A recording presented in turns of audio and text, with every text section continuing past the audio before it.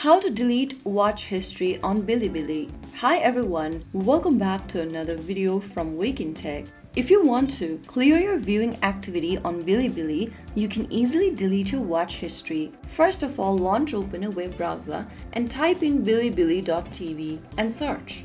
Once you end up in the home page of BiliBili after logging in, go ahead and mouse over to this history button at the top right and it'll open up this pop-up. Click on the View All button to view all of your history. Now, this will open up all of your search history. Select the video you want to delete from the History tab and click the three dots underneath it.